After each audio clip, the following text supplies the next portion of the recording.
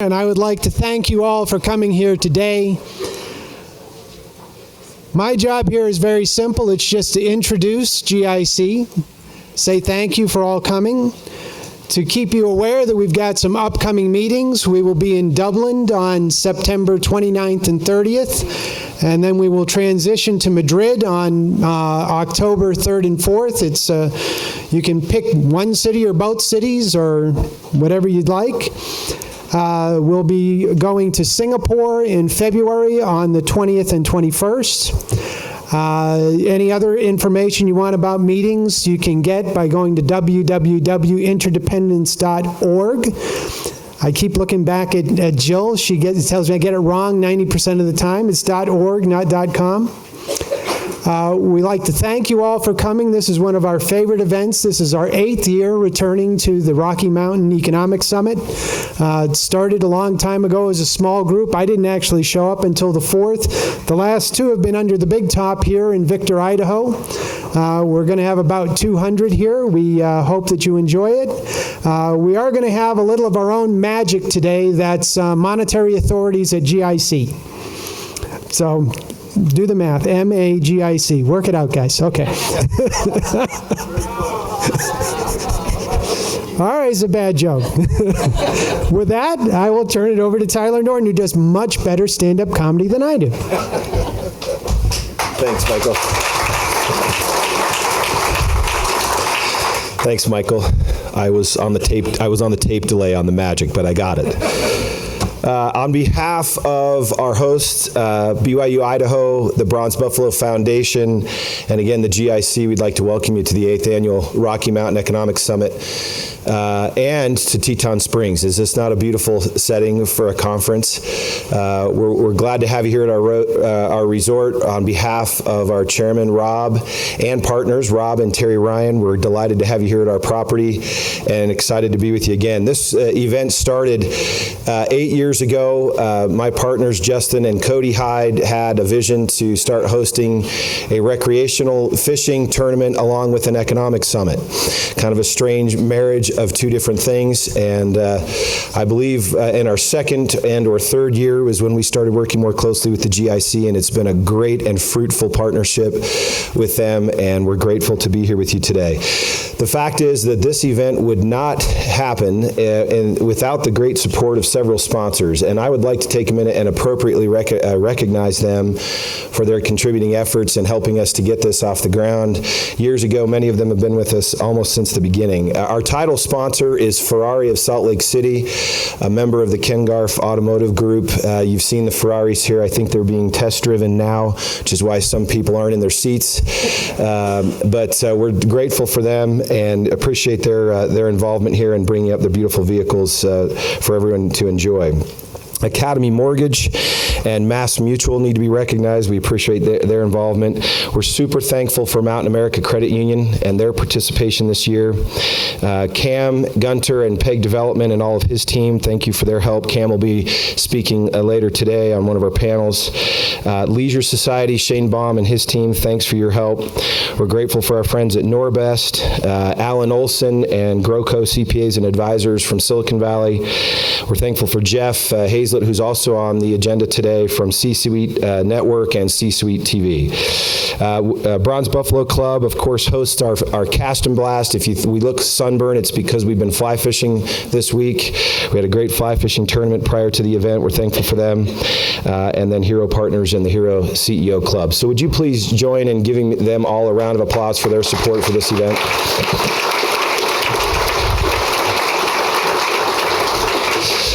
I'll now turn the time to Jean Latore, excuse me, Jean, I got it, who will be introducing our first distinguished speaker. Jean. You can applaud for Jean.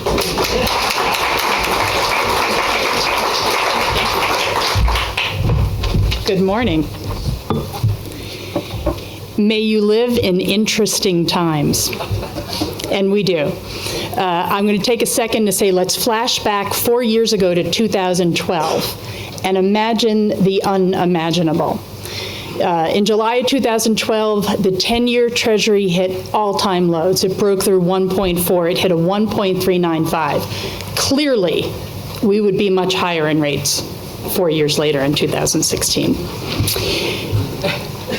Greece was going to leave the EU, not Britain. Donald Trump was hosting Celebrity Apprentice. In 2012, the cast had some A-list celebrities like Victoria Gotti, Lou Ferrigno, George Takei. The winner that year was Arsenio Hall. He is now the presumptive Republican nominee, Donald, not Arsenio, but maybe. Who knows what can happen at the convention. Now, Trump is the presumptive Republican nominee for the president. We are very fortunate this morning to have a speaker to help shed a unique and qualified insight as to where we are and help to explain how we got here. Dennis Lockhart is President and CEO of the Federal Reserve Bank of Atlanta. He is a Fed president with extensive and global investment expertise. Lockhart was born in Bakersfield, California. He earned a BA in political science and economics from a local school, Stanford University. He has a master's in international economics and American foreign policy from the Johns Hopkins University in international economics and American foreign policy. He also attended the senior executive program at MIT Sloan School of Management. President Lockhart served as an officer in the U.S. Marine Corps Reserve. My dad was also a Marine. I could do push-ups before I could walk. Lockhart held various positions, both domestic and international, during an 18-year tenure with Citigroup. His international tours included places such as Lebanon, Saudi Arabia, Greece, and Iran. He was head of the firm's Latin American debt-to-equity swap investment program that was designed to restructure sovereign debt. Lockhart worked for 13 years at Heller Financial, where he was president of Heller International Group, which had activities in commercial finance and merchant banking in Europe, Latin America, and Asia. He served as chairman of the advisory committee of the U.S. Export-Import Bank. He was chairman of Small Enterprise Assistance Funds, that's a sponsor operator of emerging markets venture capital private equity funds. Speaking of private equity, Lockhart was managing partner at the private equity firm of Zephyr Management, which is based in New York and had activity in Africa and Latin America. He has served on the faculty of Georgetown University School of Foreign Service. He was also an adjunct professor at Johns Hopkins University School of Advanced International Studies. Currently, he serves as director of the Metro Atlanta Chamber of Commerce and chairs the World Affairs Council of Atlanta and the Midtown Alliance. He is a trustee of the Agnes Scott College and the Atlanta International School. He is also a member of the advisory board of the Andrew Young School of Policy Studies at Georgia State University. Most importantly, Dennis Lockhart took office on March 1st, 2007, as the 14th President and Chief Executive Officer of the Federal Reserve Bank of Atlanta. March 2007, before the world changed. In his role, Lockhart is responsible for all the bank's activities, including monetary policy, bank supervision and regulation, and payment services. In addition, he also serves on the Federal Reserve's chief monetary policy body, the Federal Open Market Committee. It is truly an honor, and please join me in welcoming President Dennis Lockhart.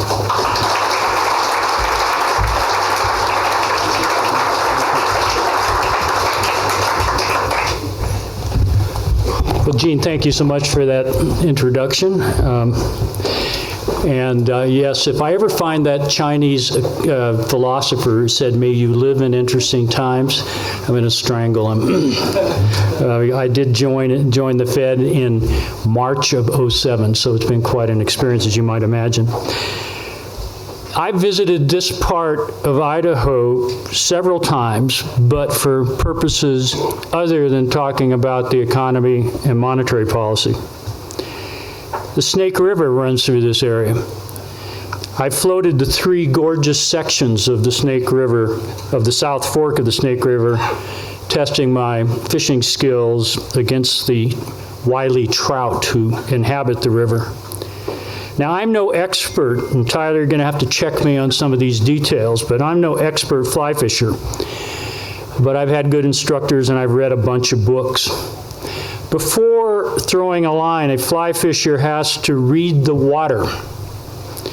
Reading the water involves identifying areas where fish are most likely to be holding on a particular day. Considerations include the speed and depth of the flowing water, soft spots in the flow made by rocks, trees, and eddies, and places where aquatic insects are emerging. Fly fishers are always looking for signs of rising fish. This tells you they are feeding on the surface of the water. A hatch of emerging insects is a feast for fish and usually makes for good fishing if you can match the hatch with your artificial fly. Sometimes it happens that you have a fishing outing planned for a day just after a storm has passed through. Bad luck. Storms can make the water cloudy and force the fish to lower depths. In these circumstances, there's little activity on the surface, and the fishing may not be so good. A dry fly fisher just has to exercise a little patience until the water is clear. I've found in any event that a bad day on the river is better than a good day at the office. Now, this may be a tortured metaphor, I admit, for current conditions Fed policymakers are facing. Brexit amounts to a storm that has clouded the economic waters. For the very near term, I see little choice but to exercise some patience and let the picture clarify. I'll expand on this theme in my remarks today. Here's what I plan to cover today. This is a localized analogy, but the bison in the room is obviously Brexit and what it means for the U.S. economy. Whether fully deserved or not, Brexit is being treated as a seminal event, evoking a before and after comparison of perspectives on the economic outlook. So first, I'll walk you through my outlook before the momentous referendum of June 23rd. I'll follow that with my after perspective, that is my outlook in light of the uncertainty brought on by Brexit. I'll also add some comments on how I think about uncertainty as a factor influencing economic performance. As always, the Fed disclaimer. These are my personal views. I'm not speaking for the Federal Reserve or the Federal Open Market Committee. Let me take you back to the beginning of the year, just after the FOMC made the decision at its December meeting to raise the policy rate by 25 basis points. The so-called liftoff decision was anticipated through much of 2015, and when the decision was made at the meeting in mid-December, it was the first increase in the federal funds rate in almost a decade. As 2016 began, I foresaw a year of steady, moderate, above-trend growth. I expected a pace of growth slightly above 2%. I expected this momentum to deliver continuing movement toward full employment. I also expected a firming of the inflation rate with clear evidence of movement in the direction of the committee's target of 2%. Based on this outlook, I was among the FOMC participants who forecast 4 rate increases over the coming year. I have since cut back that projection. The first quarter had a spell of financial market turbulence lasting the better part of 6 weeks. The volatility was apparently caused by a number of global economic concerns, including the slowdown in China, the sell-off of Chinese equities, declining oil and commodity prices, the resulting weakness of commodity-producing emerging markets, and the perceived tightening by the Fed. The market turbulence subsided in mid-February. For a variety of reasons, first quarter growth was weak. The first estimate was a mere 0.5%, 0.5% annual rate of growth. This was ultimately revised higher to a 1.1% rate of growth, still quite weak compared to my forecast going into the year, my assumption for the year overall.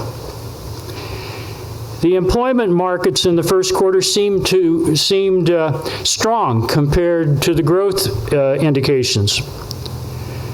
Labor market data, including monthly payroll jobs growth, continued in the early part of the year to show strong momentum, the strong momentum that we saw in 2015. When official estimates of second quarter growth are in hand, my staff and I believe we'll see a much stronger number than the first quarter's. Our expectation is based on the output of our tracking estimate, which we call GDP Now. This is a nowcast as opposed to a forecast. As data are released, our model estimates the current quarter, or in some cases the just ended quarter, in real time. Our most recent estimate of annualized second quarter growth is 2.3%. And we expect the official reading to be in that vicinity. The second quarter bounce back reflected continuing strength in consumer spending. We believe growth of consumer spending at an annual rate exceeded 4% in the second quarter. That's a very brisk pace of consumer activity. Typically, consumer spending is influenced by factors such as the outlook for steady employment, real income growth, and the health of household balance sheets. Consumer fundamentals have been solid for several months and remain so, in my opinion. While growth seems to have accelerated in the second quarter compared to the first, the incoming data overall have been mixed. The employment report for May was published in the first week, or first Friday in June. And as you may be aware, it was a disappointing report.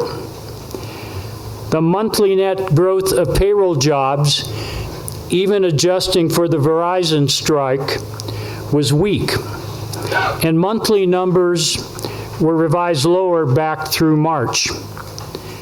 At the time of its release, this report seemed to indicate that employment momentum had been slowing starting in the first quarter and throughout the second quarter. Because of the doubts raised by the May employment report and the timing of the Brexit vote a few days after the June FOMC meeting, I was quite comfortable with the committee's decision to keep policy on hold. In preparation for that meeting, I made modest downward revisions to my growth forecast, but I have not really changed in any significant way my basic outlook for this year and the medium term. I continue to expect growth at a pace around 2% per annum. This rate of growth is adequate to continue to absorb any remaining labor resource slack. Although inflation by key measures is still below target, I continue to expect the inflation rate to move higher and to be near the committee's target in 2017. This then was my sense of the domestic economy in advance of the Brexit referendum. Most of the data we've received recently is consistent with this base case outlook. However, recent data releases mostly cover periods before June 23rd. Still, I have no basis, statistical or anecdotal, for assuming any significant change in economic momentum since June 23rd. As of today, in mid-July, domestic demand overall appears to be holding up well. As I said, consumer fundamentals remain sound. Growth of personal consumption is robust. Auto sales, light vehicle sales, remain strong, above 16 million units annualized. However, I would say we do hear reports that sales at recent levels may be difficult to sustain. Business investment remains subdued, and second quarter residential investment weakened compared to the first quarter. But exports have improved recently, pulling up the manufacturing sector. Oil prices have remained between $45 and $50 a barrel, reducing the drag from the declining mining structures investment. While the picture presented by recent data is mixed, overall, in my view, the economy is performing adequately to substantially accomplish our monetary policy objectives in 2017. The healthy employment report we received on July 8 buttresses this view. Payroll jobs in June, even after netting out the return of striking Verizon workers, was strong and quite broad-based. Many of the negative signals in May's data reversed course. Over the past several months, it does appear that the trend in employment growth has slowed somewhat from the pace seen last year. However, I think this slowing is consistent with an economy operating close to full employment. Let me now turn to the impact of Brexit. The referendum outcome surprised many observers, me included. It roiled financial markets in the days just after the vote, but very importantly, the functioning of financial markets has been generally quite orderly. After a bout of volatility, financial conditions have mostly returned to the status quo before June 23rd.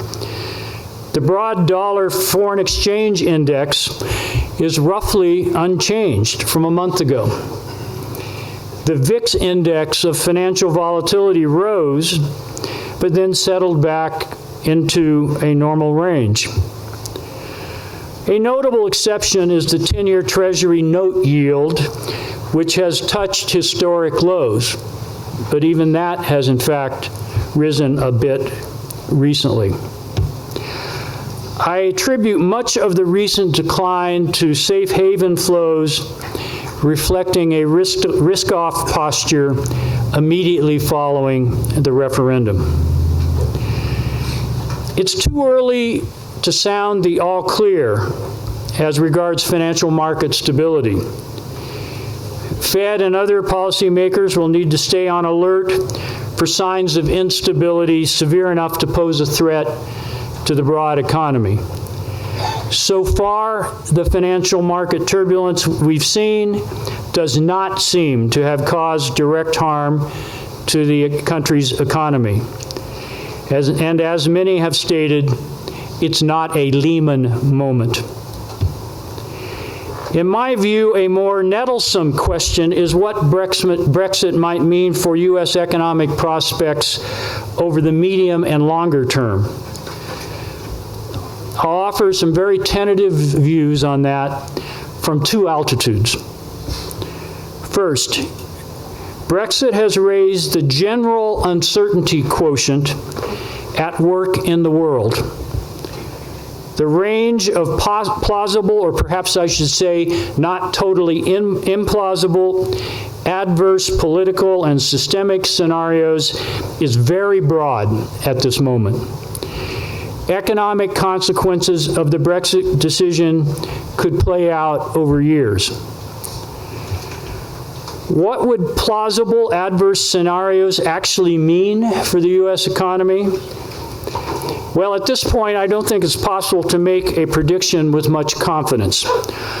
Only very tentative and very general assertions can be made as I see it. But I'll make one. Elevated and protracted uncertainty will not help growth prospects of an economy constrained by low business fixed investment. Weak productivity growth is at least partially explained by subdued capital investment. Uncertainty that reduces business fixed investment activity is not helpful. More immediately, there is the question of the direct impact of Brexit on our economy. Negative effects could materialize through the trade channel if there is a sustained realignment of the dollar-pound exchange rate.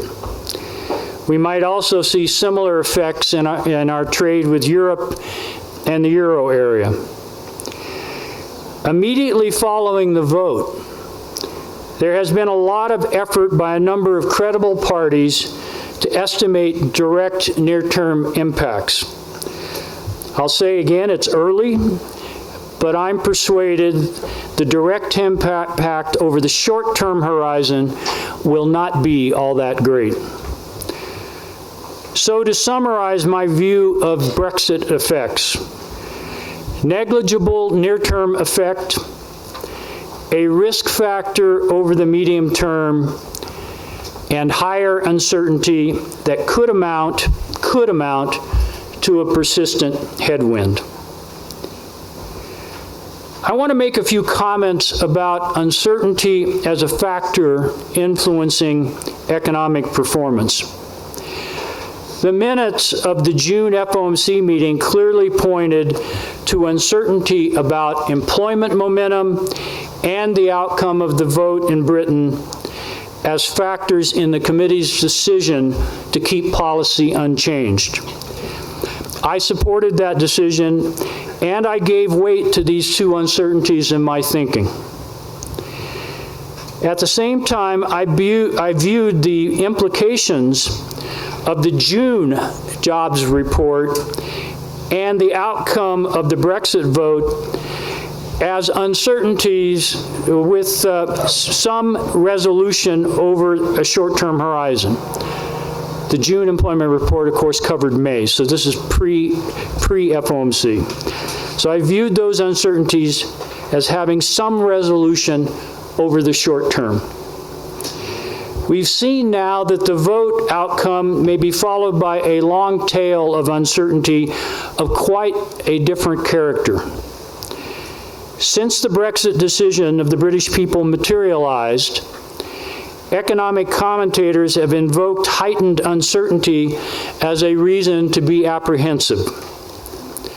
To repeat myself, the consequences of Brexit may play out over a number of years, and the associated uncertainty could become an economic headwind. If uncertainty is a real causative factor in economic slowdowns, it needs to be better understood.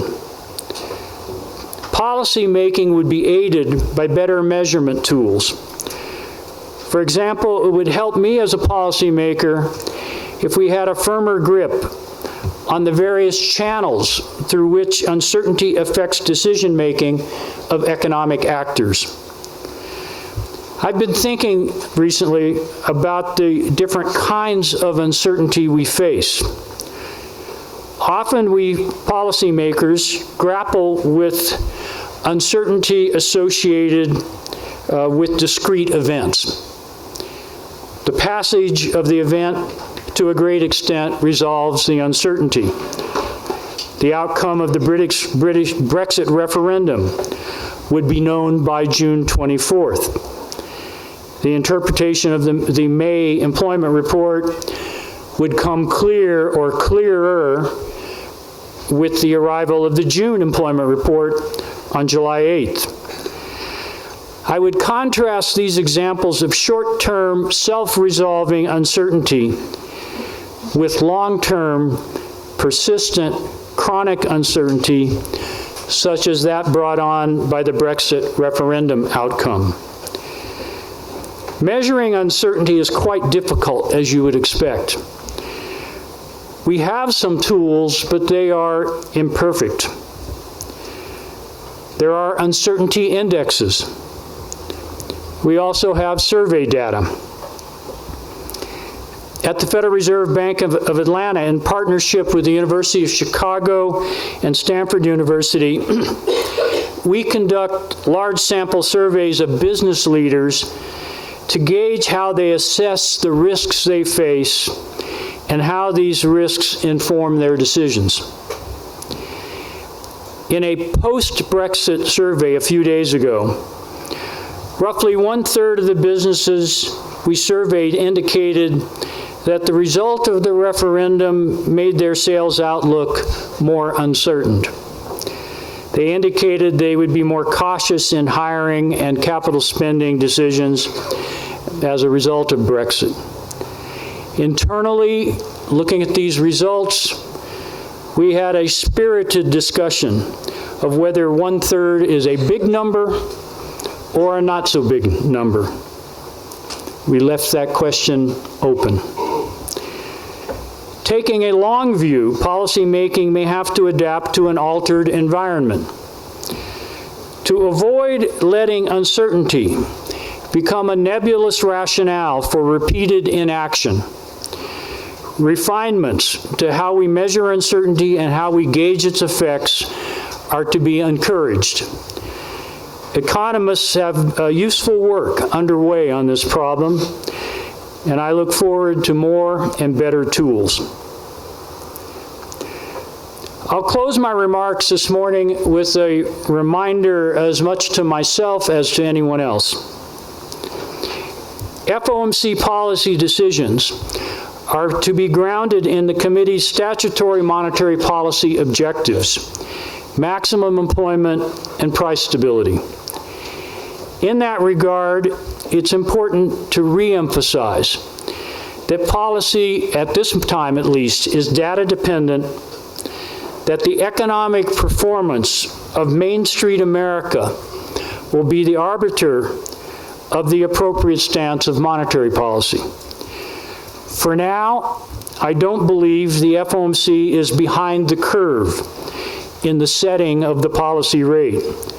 And for that reason, I'm comfortable with a cautious and patient approach to policy in the near term. Sometimes you just have to take some time and let the waters clear. Now, on a beautiful day like this, I'm sorely tempted to say goodbye and go off, but I will open the floor to a few questions. Thank you very much for your attention.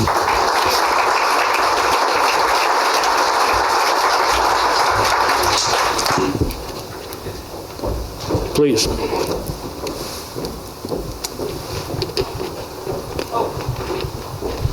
So, Rob Ryan, entrepreneur.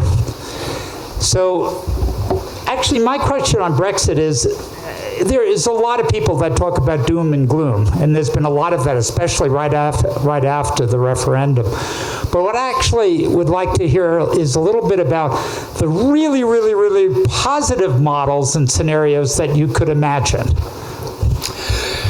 Well, interestingly, yesterday I had, we frequently have contact calls in the weeks that lead up to an FOMC meeting, and the next FOMC meetings at the end of July, with executives of firms to hear how they're responding to current events or their view of the economy in real time. And I had a conversation yesterday with the CEO of a firm with operations in the UK and operations in North America. This is a consumer products company. And he made an interesting point. Because of the uncertainty, which is clearly going to be greatest in the UK, their investment budgets are going to go to North America. So they're shifting investments they would have made in Europe or in the UK to North America. So that may be a small example of a kind of a counterintuitive effect of this on business fixed investment here in the United States. And this company is large enough to have pretty sizable investment. Now, whether that repeats itself with other companies, I don't know, but you know, that is one example of a different way of thinking about the effect. I won't use this. An investment banker friend of mine, when he heard that I was going to be here and some of the speakers that would be here, asked me to, so I don't know if this data is correct, but I'll use his numbers and you can go, that sounds right, or he's crazy. I'm loud enough about it. I can hear you fine. It's not on. So, but I love the idea of the karaoke effect. You saying that the IMF is saying that there's huge numbers of bad debt that's being carried as solid debt on balance sheets of banks and other financial institutions in Asia that at some point have to get reconciled. His number was $100 trillion. That seems like a big number to me. But we hear about this sort of lack of regulation in these gigantic markets, these markets like China and other Asian countries. How does that? To me, a solid pound seems like a safer thing than a bunch of bad debt in Asia. Well, in my role, we're constantly sort of scanning the globe for the next event that triggers some kind of financial instability that could, under certain scenarios, get out of hand and really cause a lot of damage. And if I look around the world, one of the questions I have, without, by the way, a great deal of knowledge on the matter, is Chinese bank system debt. And I have kind of two broad views of this. It has built up, and there is certainly a lot of talk that points to the risks that's associated of a risk of a hard landing, risk of a financial event of some kind related to China that causes a lot of concern around the world. At the same time, you heard my resume earlier. I've been traveling around the world for a hell of a long time now. And I remember back in the 80s and 70s, I would go through Hong Kong and they would say, look, the Chinese banks are carrying a lot of bad debt and something's got to give. And that was 40 years ago. So they do have the ability to manage their problems over time. And so I'm not going to predict whether this turns out to be a bad story or not. But if I look at risk elements around the world, that's certainly on my list. Thank you. Yes. Hi, Michael from Cumberland Advisors. I just had an observation because I work on the international ETF portfolio, and so we do a lot of ETF business. And one of the things that we had in our investment conversation the other day, maybe the better analysis or maybe the better metaphor rather than saying a Lehman moment is really a Bear Stearns moment. And that's what we're kind of worried. I would say us, not David Kotok. This is his colleagues, some of his ETF colleagues, say, is this not maybe a Bear Stearns event? We look at the volatility in the market in January, then we see this volatility coming here. Some people with some trading experience are seeing this as the same type of setup for some type of worse scenario. I know you said that you're looking for potential problems. I guess I offer as a question, is this a Bear Stearns moment rather than a potential Lehman moment? And if so, what might be out there that could cause problems? maybe Deutsche Bank, maybe Barclays, maybe Italian banks. I don't know. I offer that as a question. Well, my reaction to your question is that a Bear Stearns moment, a Lehman moment, were, of course, the failure of institutions and the resolution of that in one way or another, but that absolutely shocked markets to their core because these were institutions that they were trading with. There was counterparty risk involved, and it caused a whole episode that went on for many, many months of distrust of other financial institutions because of their potential exposures. And that in a nutshell is one way to think about what happened in 2008 and 2009. To view the results of a referendum to leave the EU and then over a period of probably several years execute that exit with lots of uncertainty along the way about what the negotiated arrangements will be between the two countries, just strikes me as a different kind of shock to the markets. And I think the reaction, I would interpret the reaction of the last few days is surprised by the vote, risk off, step back, assess what this is likely to look like over a period of time, and then with some caution move back into risk positions, because this is going to be something that plays out over a long time, and it is political as opposed to, strictly speaking, institutionally financial. So I see it as a different kind of thing. And when I mentioned the Lehman moment comparison, it's simply because that's the way so many commentators have actually characterized it, as not a Lehman moment, meaning not a trigger. And so far, I would say Brexit has not been a trigger to continued market turmoil. The European bank situation worry you? I'm paying attention to the European banks and the Italian banks, as I know everyone in the markets is, in the same way as I mentioned earlier. I kind of scan the risk elements where something could break and create a surprise of some kind, or create the beginning of a contagion kind of thing. So clearly they are on my screen as they should be on everyone else's screen. Yes, sir. Good morning. Terry Grant with KeyBank. There's been a lot of commentary, remarks, thoughts on if one presumptive nominee makes it into the White House over the other, including a justice of the Supreme Court who has voiced her opinion. From an economic and markets point of view, do you have some thoughts if one makes it over the other to the White House and what that would mean? Terry, surely you hung around with Fed guys long enough to know that we're not going to wade into political discussions. So I really don't have a view that I would necessarily voice in this group. But there is a related question that I often get, so I'll shift the focus, and that is the uncertainty related to the election affecting the economy.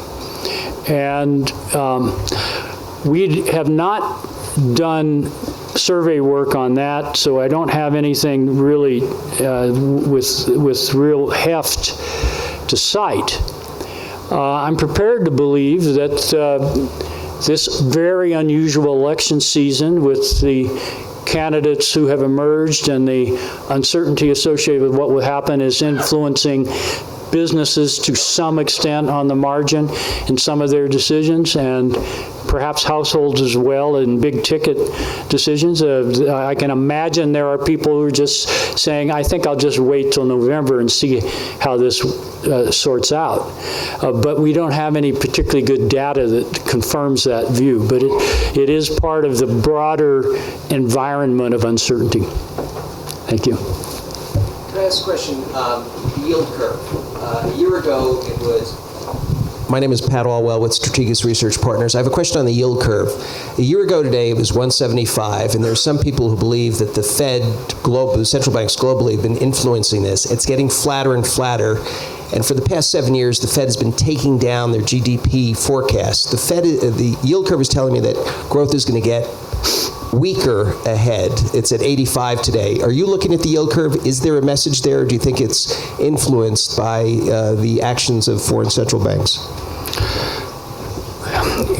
I think there are a lot of influences on the yield curve. I mentioned one in my remarks, and that is that at least immediately after June 23rd, there may have been some safe haven flows into the U.S., the long-term treasuries, 10-year treasury.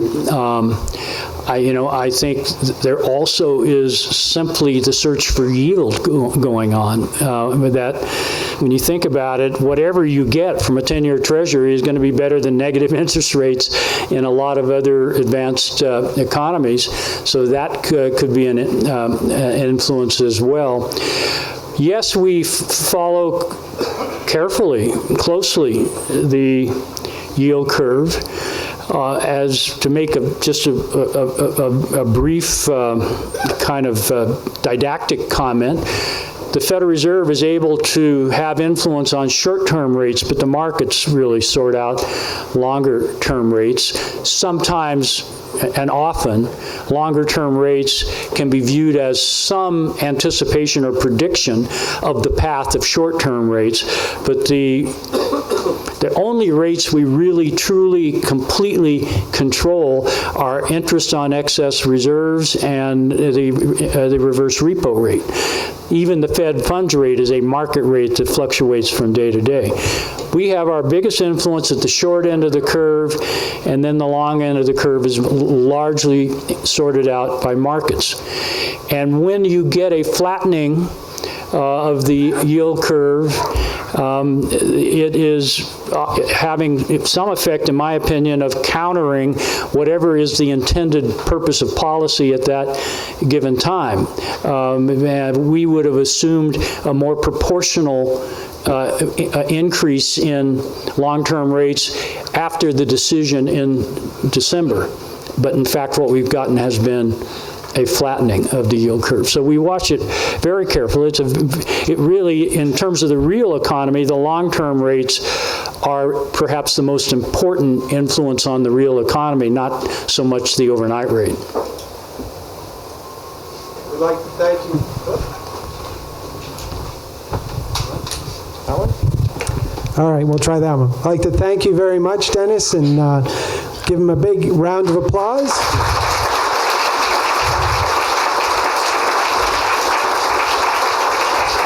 If I could ask Jeff Hazlett and his panel to please come up to the front.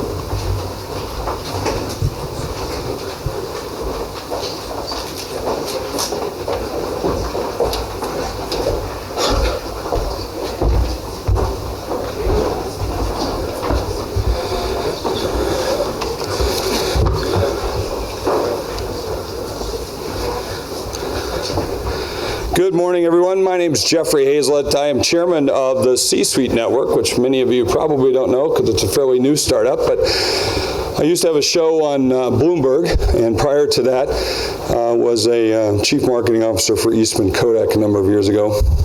Just to give you a little background on me, just as I introduce each of our guests as well. I bought and sold about 250 companies in my career, served in Fortune 10, Fortune 100 companies, mostly more on the entrepreneurial space.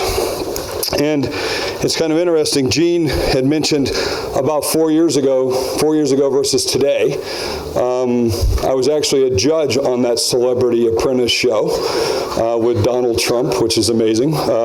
He is a friend of mine, let me just say right off the bat. He is batshit crazy, and I'll just put that on the record. But you should get used to calling me Ambassador Hazlett very, very soon, I think. Oh, people, that's a joke, so let's lighten up a little bit for the crowd here. So it's just a pleasure. Our C-Suite Network, C-Suite TV, when I had the show on Bloomberg, it was the #1 primetime business show at the time called The C-Suite.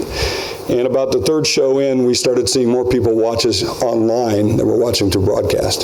The second that occurred, we then moved our show online, now have 5 shows and 180 podcasts that we're creating for the C-suite. And they're creating a vetted network of executives and peeling off, especially what we've seen in LinkedIn with the top executives. Most of you, as I've linked out to a number of you, all have fake or different email addresses than your normal business addresses because you want to put someone between you and harm's way. And so what we're doing is vetting that network. So it's a pleasure to be here, and I just want to thank Hero Partners, the entire group. This is my first time. I've been invited about 6 or 7 times. I've never been able to make it, and I am very, very sorry that I have not, because of the people that I've met and already the information that's just shared informally.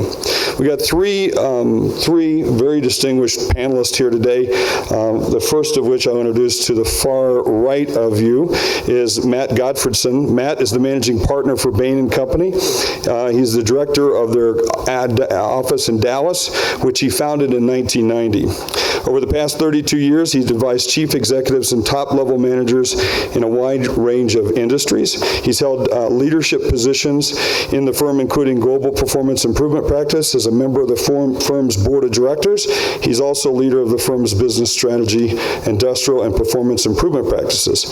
I thought it was very interesting, having spent years in Japan. He is fluent in Japanese, and extensive experience in Japan working for numerous companies, and obtained his MBA from Harvard Business School in 1983, where he graduated with high distinction and named a Baker Scholar. Our next panelist is Cameron Gunther. Cameron is graduated from Idaho State University, so a local guy, where he received a Bachelor of Administration and an accounting emphasis. He is prior to founding and CEO of PEG Development. He worked in both private and public accounting, city management, construction, and development services, and has served as the executive director of RDA for the Micron Technology Project in Lehigh, and was responsible for one of the largest incentive tax projects in Western United States history. He runs a full-service construction company where the team at PEG Development offers considerable experience in project design, engineering, financing, city entitlements, tax incentives, construction management, marketing, and property management. And last but not least, on your far left, John Pastana. John is the co-founder of Omniture and the chairman of ObservePoint. As ObservePoint chairman and co-founder, he's an online data quality assurance platform, but prior to starting that company, he co-founded Omniture, where he helped to build and grow a company of over 1,200 employees. It started from a student-run business and then eventually sold out, and I think in 2009 to Adobe with a very large payout of that business, and I'm sure it was a heck of a lot of work to be able to build it. Today, the market-leading enterprise of data quality assurance platform that maximizes return on marketing technology by thoroughly identifying, analyzing, and testing Java-based technologies deployed on websites. This is our panel, and my very first question really gets into the qualities of a CEO. It's a two-part question because I have a follow-up to it. So I want you to give us, if you would, your 1 or 2 things that you say are the qualities most admired by a CEO that you must have in order to be able to do your job. Who would like to go first? I'll go first. And I'd ask the audiences, if we could, kind of keep track of these and make a list if you could, because I think it'll be interesting in our follow-up. So I might have a little bit of different perspective because I'm actually not the CEO of my current company and actually wasn't of my previous company that I founded too. Because I'm always the visionary guy. I'm the guy that a lot of accountants can't understand, right? And I think, you know, one of the most important qualities, although I have been CEO, but one of the most important qualities I think of the CEO is just being a natural leader and being able to inspire the teams. When I look at my businesses, you know, I've always brought in a CEO because as a product visionary person, I'm all over the place. I'm just trying to create, and I need very much consistency from a CEO so that he is laying a foundation that all the employees can follow and trust. How about you, Cam? Well, I would say vision. You say the vision's probably not what a CEO does, but I think a CEO needs to have vision for the company. Going with that is strategy. They need to understand the strategy and be able to implement or to convey to the people in his staff, his executive team, the strategy, the vision of the company, as well as reporting to the board of directors as they're looking at how the company needs to move forward. Matt? Mark. Oh, Mark, I'm sorry. Mark. You know, it's a complicated topic because it's a complicated job. But, you know, I think that having a vision is important, but it's necessary but not sufficient. I think that a good CEO also has to understand the basic fundamental laws of business, what makes success and what doesn't. And then they need to be able to put that into a vision that everybody can buy into.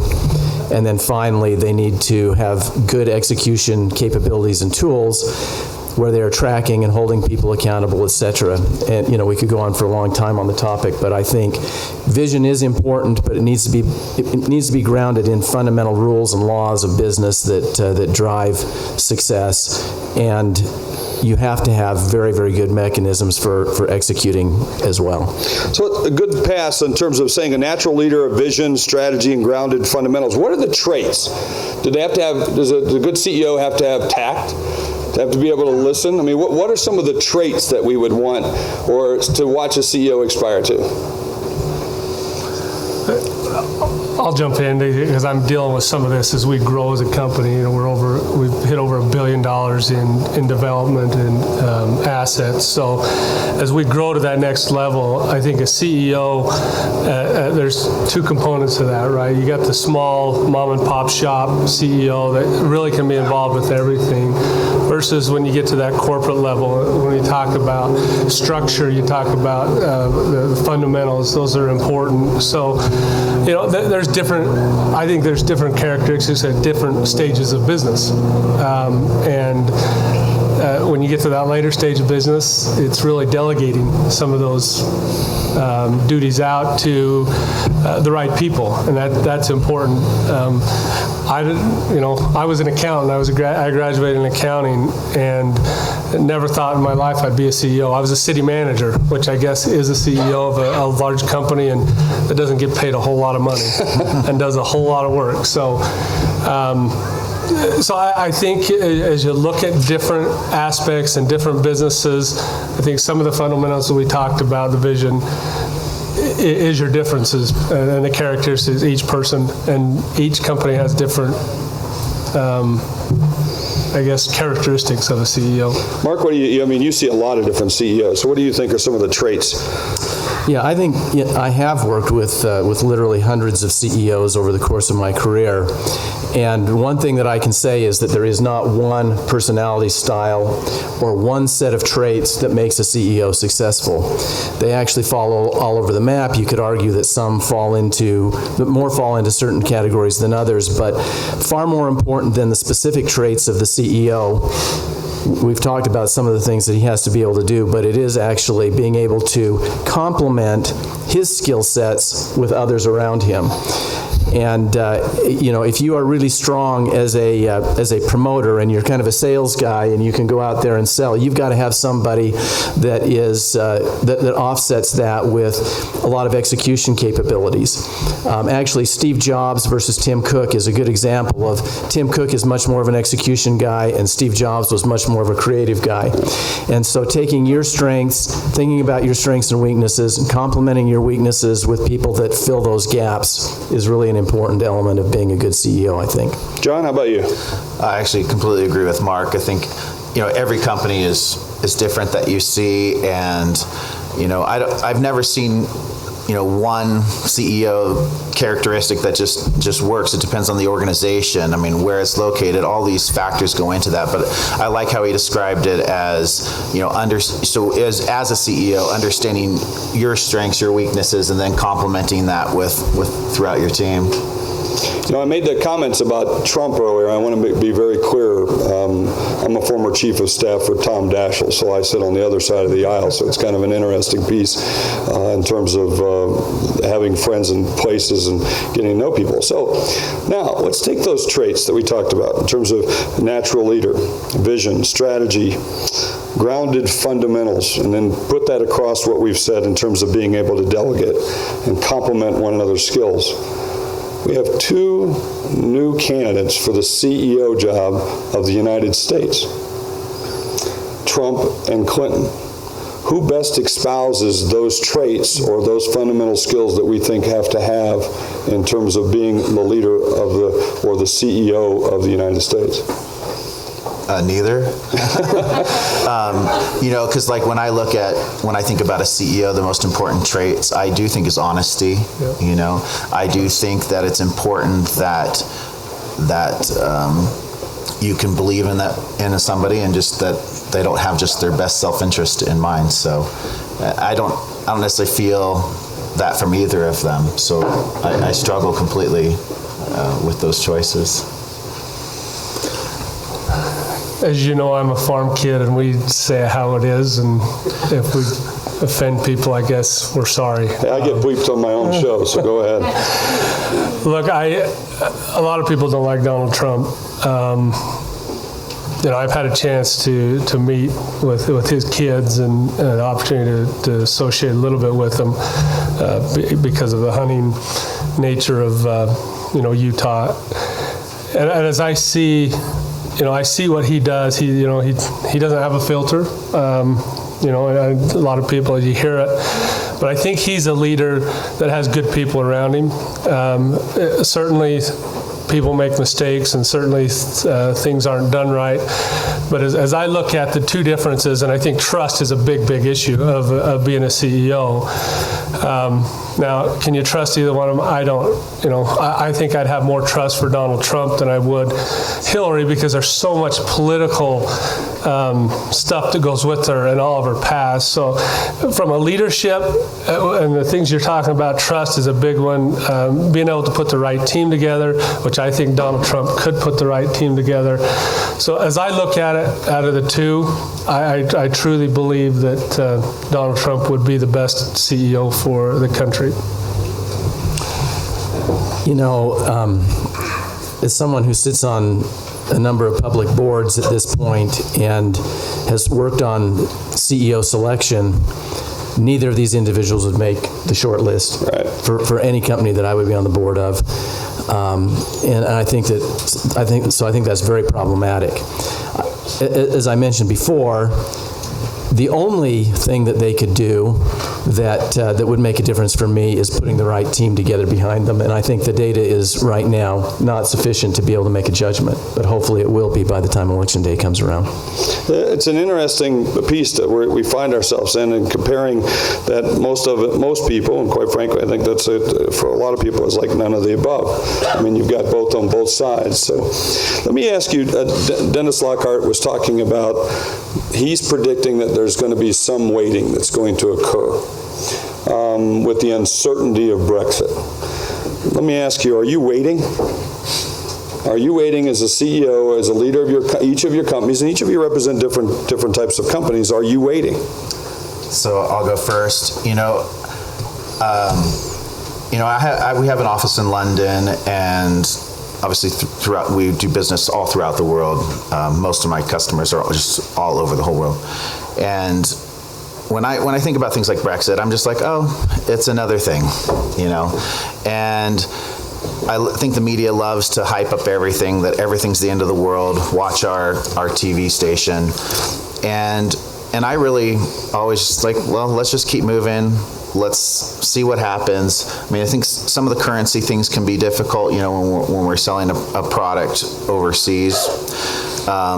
And I think some of the companies then wait too, and maybe make purchase decisions on hold. But we just keep plugging away. And honestly, what I pray for every single day is seriously that politicians will just stop being politicians and just let there just kind of be a playing field.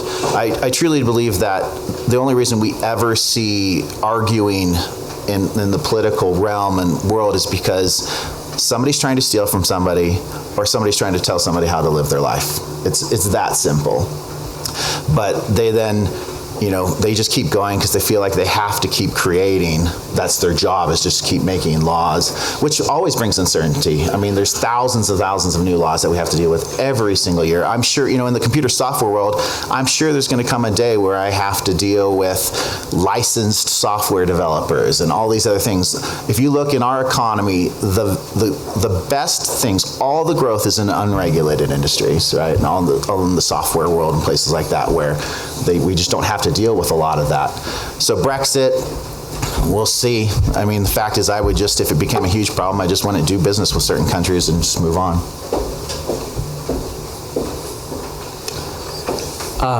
This is a really important question. How do you do strategy and uncertainty? And Mr. Lockhart talked a lot about uncertainty and the concern that uncertainty leads people to not take action, and that would therefore slow down the economy.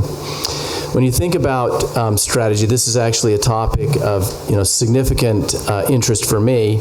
If you thought about strategy as kind of a pyramid, it starts at the top with an ambition, and then you have to decide where you're going to play, how you're going to win, sets of initiatives to go after that. At the bottom of the pyramid is the execution of those initiatives. In times of uncertainty, people make usually one of two mistakes. It's either underconfidence, in other words, saying we don't really know what's going to happen, so let's wait and see. Or it's overconfidence, which is something that I find with a lot of our larger clients, where they have very smart strategy teams that are doing a lot of work at forecasting, and they'll say, we think the world's going to go this direction, and therefore we're going to make all of our decisions on that. We have come up with an approach that is a little bit different than that, which is based on some effective scenarios, and if we have some time, we could talk about the approach. But it basically allows you to create a path that basically says, as we go forward, we look at signposts, and as we watch those signposts, at some point it may tell us to change strategic direction. We know what we're going to do in advance of whether that signpost changes or not. And when it changes, we'll turn to the left or we'll turn to the right, depending on what it says. And you can have a very dynamic approach which allows you to move forward and continue to prosper even in the face of significant uncertainty. I agree, and I think from our standpoint, our industry is a little bit different than both of you in development and building buildings. One of the things, and we've been through two of these downturns since one significant in the real estate world, is, and the reason we made it through is because we stuck to our fundamentals. We didn't change the fundamentals of our company. We didn't go do deals that were sexy and we could pull a bunch of money out of, or we could do that we saw big numbers. We stuck to the fundamentals. We didn't over leverage. And as we look at right now, as we raise equity, as we're talking to banks on a regular basis, and we're trying to stay ahead and look at the signs, like Mark was talking about, we think that Brexit helps us in our industry because of the equity, and I think the last speaker talked about, that's one of the positive things, is equity now is looking for a flight to safety in North America. So we're also looking at those things. We look at North America, including Canada, as we look at changes in this environment. So we are trying to stay ahead of that curve, and not necessarily looking and focusing on the tiger in the trail that's staring at our face, ready to eat us up, but looking past that tiger and seeing what the outcome is down the road and sticking to our fundamentals. So I think that's super important to. Mark, you mentioned signposts. I wonder if we might mix it up for just a second. You have a few slides I think you can actually show us on that. If we might have you take a few minutes and explain that. Sure. Let me.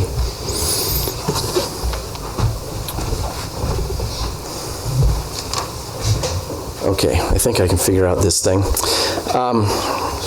I thought it was really interesting when Dennis Lockhart was talking about uncertainty, and and talking about how difficult it is, I'd hate to be in his position, actually, because there's so many variables that impact what the Fed has to think about. And, Niels Bohr once said, prediction is very difficult, especially about the future. And I think that is really true. So what I'd like to do is just quickly run through. I'm gonna race through some slides here and just take a few minutes that basically lays out a framework to anticipate and act in times of unprecedented uncertainty, and then just use it as an example a little bit of what's happening in energy markets and the energy landscape and what some of the signposts are saying today. Now, think about the Fed. It's complicated. Take something like a utility.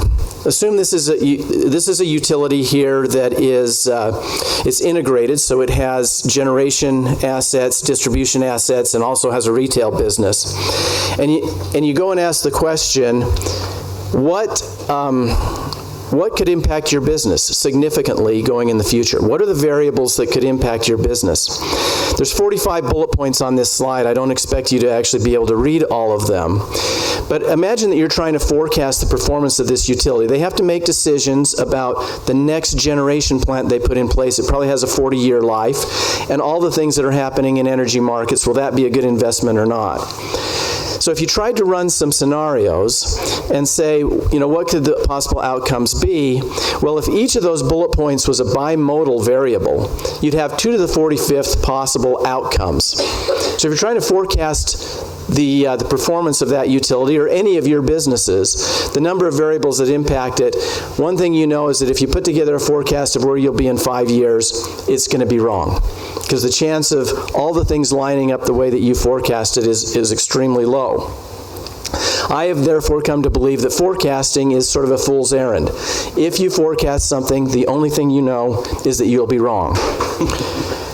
So, for example, in 2012, I was helping a client think about energy in the future, and I just looked at reports like EIA, the IEA, IHS, BP's annual energy reports, Exxon's annual energy reports, and their forecasts for 2030.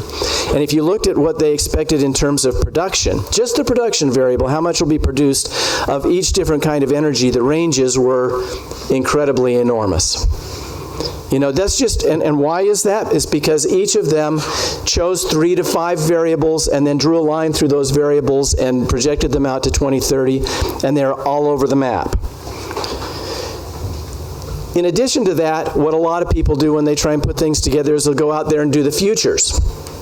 And they'll say, well, the futures prices are the best forecast we've got. It's a pretty good forecast because it's people betting both sides of the line. And it's the best forecast we can possibly get because it's sort of crowdsourcing. It tells us pretty much what's likely to happen. As you can see here, it's usually quite volatile historically. And then the futures forecast is relatively non-volatile going forward. This was going back looking at 2013. And the curve around here is, if you look at the confidence interval, in other words, how big are people betting on either side of this? What's the confidence interval? 95% confidence interval is covered in those lines. And then here's what happened. As you can see, it was nothing like the futures forecast. So those things tend to be wrong. And what you see in the futures markets are not a very good estimate of what's likely to happen in the future. You can see that actually both crude oil and natural gas dropped below the 95% confidence interval in the last few years. I already mentioned strategy and how that works, and the underconfidence and overconfidence. So let's think about how most people deal with that. Most forecasting by companies consists of a base case based on significant analysis of 3 to 5 variables and then building a story for what's most likely. They then put a high case and a low case on that. Shell Oil Company created a process that's a little more sophisticated called scenario analysis, where they put together 3 to 5 reasonably likely scenarios and build potential strategies around each one.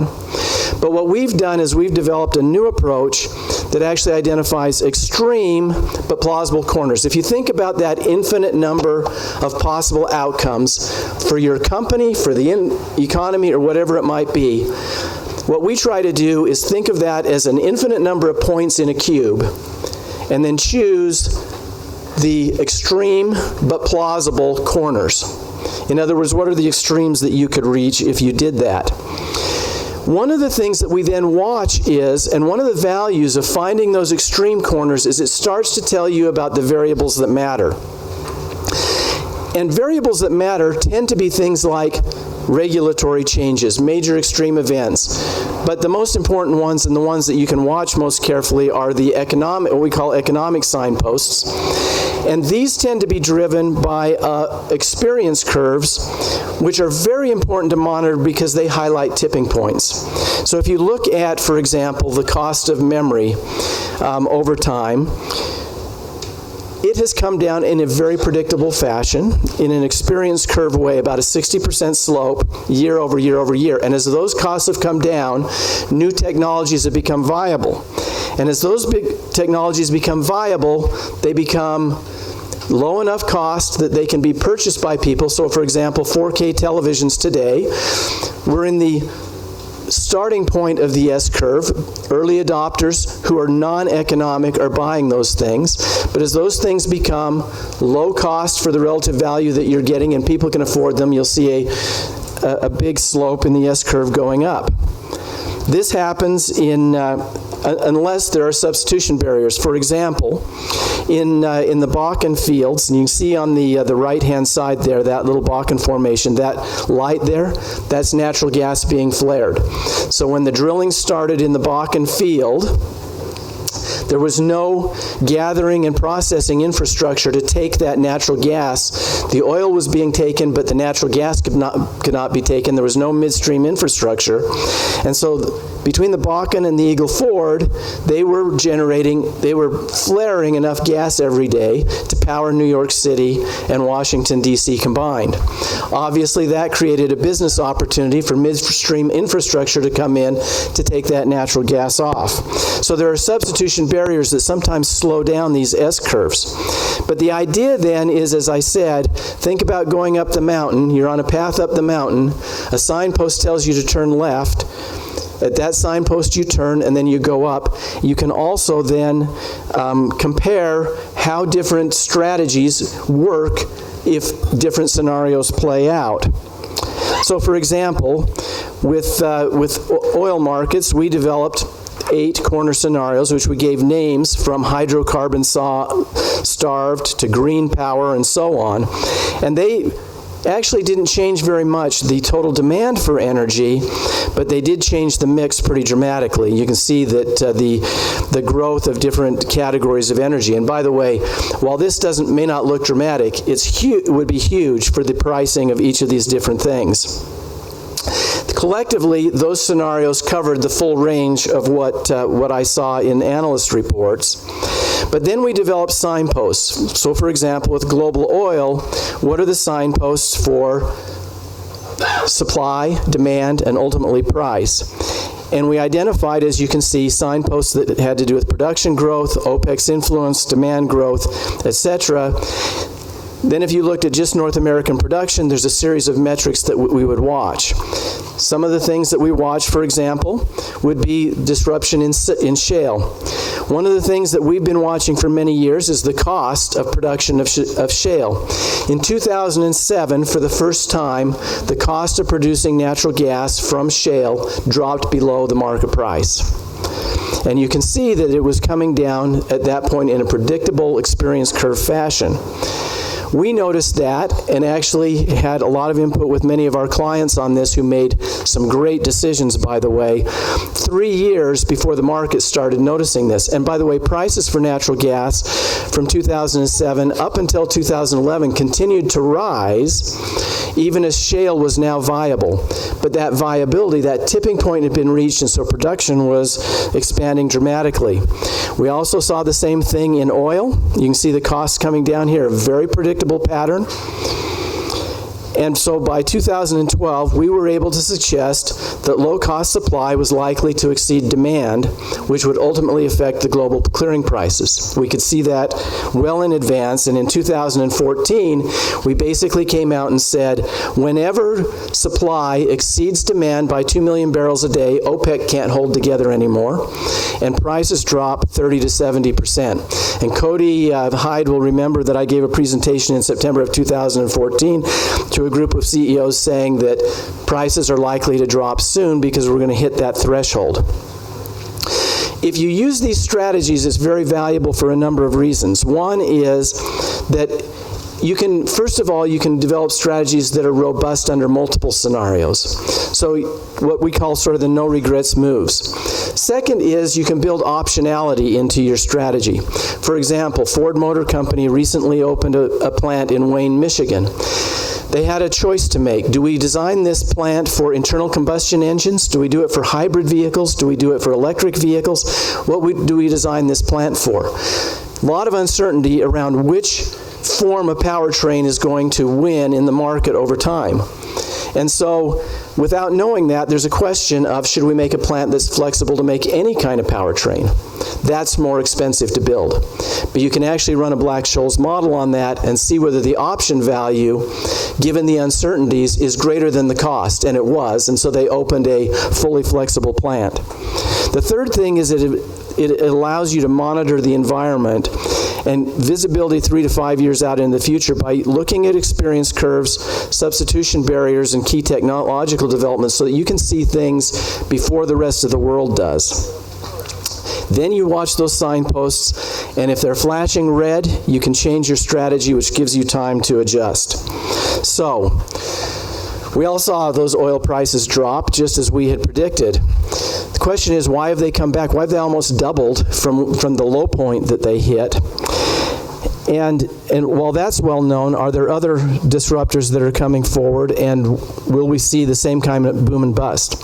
Well, first of all, there's been some very interesting things happen in the market. You can see that this year, after the price dropped early this year and hit some lows in about February, we had a lot of disruptions in production. In fact, we had disruptions of about 2.5 million barrels a day of oil when the Canadian wildfires were on. That obviously rebalanced the market, and you now had less supply than you had demand, and so prices came back. U.S. production began to drop off because the prices dropped below the profitability levels for the shale fields. But as soon as they hit $50 again, you saw those rig counts start to come back up, and now you're starting to see prices drop back down again. Today, I think they're about $45. The other real issue, though, is around the mix. One of the things you'll notice on this chart, if you think about power and transportation, focus specifically on oil there, where about 72% of all oil goes into transportation. And there's a lot going on in transportation with an experience curve with lithium-ion batteries, which is leading to, by sometime between 2019 and 2020 at current oil prices, the total cost of ownership for an electric vehicle, unsubsidized, will reach parity with an internal combustion engine. Most people don't buy based on total cost of ownership, though. They buy based on how much they can afford on a monthly payment. And that point of parity will be reached sometime in the mid-2020s. When that happens, you'll see an S-curve of electric vehicles coming forward. This is new car sales, and you can see it's not that steep. In other words, we're not suggesting that 80% of vehicles will become electric vehicles. It is possible, however, if some of the range issues and charging issues could be resolved, because when we saw ethanol reach a tipping point in Brazil, we saw an S-curve which drove to 80% of new vehicles being ethanol powered in a very short amount of time. But even assuming this relatively non-steep S-curve, we could actually see oil demand reducing considerably over the next couple of decades. And unfortunately, IEA projections and things like that actually show it continuing to rise and don't capture that S-curve demand. And so there's actually a potential for us to achieve a point of peak oil demand and then an overall decline in oil demand in the market sometime in the mid-2020s. The next technology that we've got to watch for is fuel cells. There's a lot of advantages to fuel cells, and if their costs can come down, they would ultimately probably take over the market, which would again have another layer of impacts on the mix of energy sources. So what does all this mean for the energy market? Well, in the short term, uncertainty will remain, because if Boko Haram blows up Nigerian pipelines in the short term, there can still be volatility around pricing as supply and demand are close. But in the long term, the comparative changes in costs of alternative technologies will really provide guidance around the future trends. Right now, lithium-ion batteries and ultimately lithium-air batteries are probably the things that will make the difference. Solar and wind energy are also enabled by these battery technologies, and they will put continuing pressure on oil prices. So short of some major disruptions in supply, the probability of achieving $100 barrel of oil anytime in the next few decades, or even ever is probably relatively low. So there's a few comments on that approach. Very good. The good takeaway that I got from that is that experience always leads us to better decisions than that being predictive. But given that, based on what Mark just said, Cam and John, what are the signposts that you use in your business as a CEO? What do you look at and say, I got to pay attention to this? This is significant. I'll go first. I think Mark said it. Some of the things that we look at in our industry, we have hotels and apartments we build across the Intermountain West and even in Canada. So as we look at supply and demand, so for example, on the hotels, we still see a greater demand in this year than we see as supply. But as we look at the future of that, 17, you're going to be about equal. I think there's a 1.9% increase in demand and about 1.9% increase in supply. 2018, that shift is starting to take, the projections is supply, what's on the docket, assuming it gets built, is supply is going to outpace demand, which is going to drive your, what we call RevPAR, it's the revenue per available room. It's going to drive that down, and it's going to affect your ADR, which is your average daily rate. So we look at those signposts too, and as we look at that, we may divert to a different, maybe not a different hotel world, or maybe we divert to acquisition versus development, or we divert to another type of real estate development as we look at that. Or even right now, as we look at it, and it comes back to the oil industry, we think that with the Canadian dollar weak, we are starting to move into Canada to build hotels because of the slow economy, and we think it is going to come back with some of this oil stuff. And now's the time for us to build in those markets. So we look at those signs and we try to stay ahead of it. We try to read as much data as we can. So supply and demand in hotels, supply and demand in apartment development, and it's also more specific in markets in our industry too. So we could be in New York, I wouldn't build a hotel. There's so much hotels in New York and Houston that that doesn't meet the national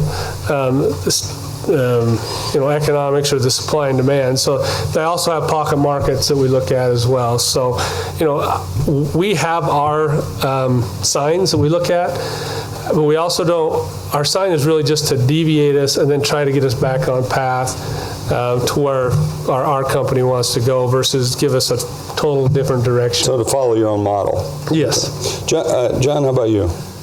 So in listening to Mark talk, honestly, all I always think is, wow, these guys think about a lot of stuff that I never think about. That's what Bain's there for. That's what they're there for. Wow. It was just hurting my head, really. In my world, it's not that it's not big dollar. We deal with huge amounts of money, but it's really simple.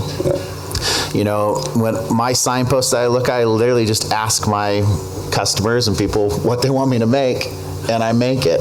But aren't you looking at trends, though? I mean, I don't. Not a lot. I mean, because I have to, so as I'm looking at trends and like what we need to be doing next, those kind of things, honestly, our customers and future customers tell us, we have stakeholder meetings where, all of our development people are actually giving us feedback on what new customers are asking for, and basically as long as somebody will write a contract, we'll make something. But I think it's a lot simpler for us because we're dealing with huge customers. My first company, that I started, we only had a few thousand customers that represented $1 billion in revenue.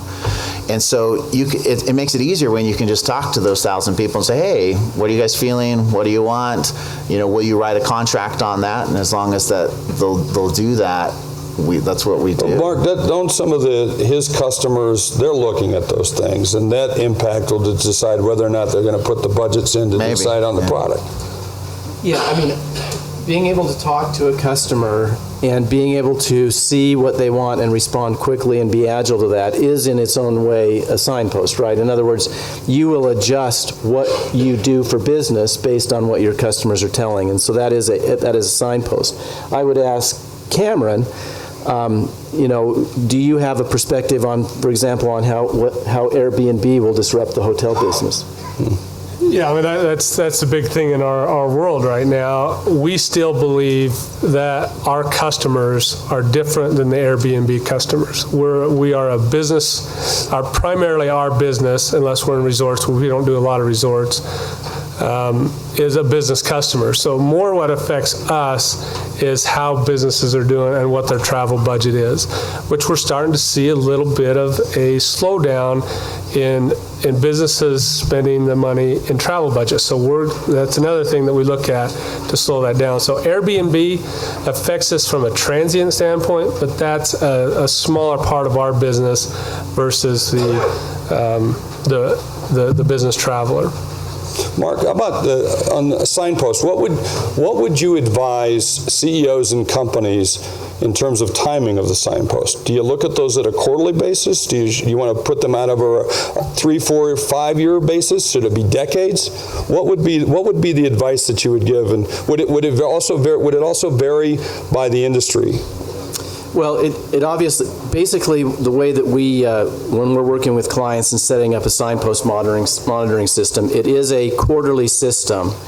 But basically what will happen, just to give you an example, the utility company that I shared the items there, we identified 19 key signposts. We then set each signpost as red, yellow, or green. Red was there's a reasonable chance of disruption within the next 2 years. Yellow, 2 to 5 years.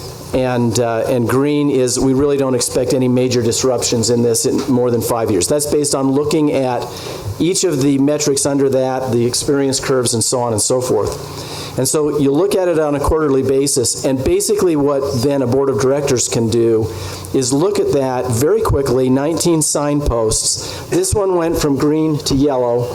How does that change our strategy? And then there's deep dive on that. So it's actually not that complicated if you have a little group following those 19 signposts, and then based on preset criteria, usually quarter to quarter, there'll be 1 or 2 things changed that you have to do the deep dive on and make some decisions on, but it's not overwhelming. Yeah, I mean, in every business, you have those types of things. At Kodak, when I was chief marketing, we looked at silver prices, and we looked at those over a long period of time because we impacted that market.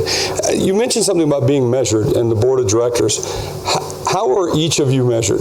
When I was the chief marketing officer at Kodak, I was measured on increasing sales, increasing margin, increasing market penetration, customer brand value, and customer satisfaction. Those were the key. And the last one was how well I got along with the rest of the executive team, which I didn't do too well on. But those were the ways in which I was measured, and bonuses were paid, and so forth. How are each of you measured? And I'd like to know, is it a public measurement in terms of that you share that with the other people in the company?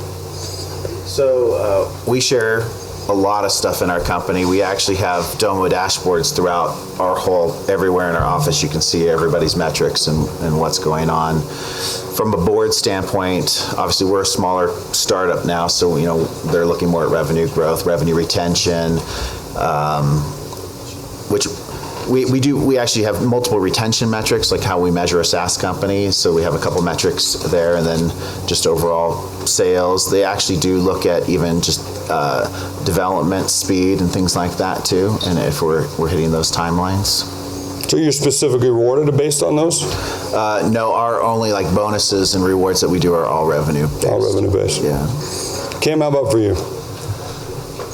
So a couple, a key thing, it's balance sheet valuation, increase in balance sheets in our assets, and then bottom line revenue, or bottom line net income, and what we're able to distribute is what really what I'm based on. And we do make it public to our staff. We've also, in the last year, we allowed some of our key employees to buy into the company, which has made a big difference. And so we go through on a monthly basis. We have our dashboard that goes through several criteria, one of which is revenues that are on the books and what that net income is.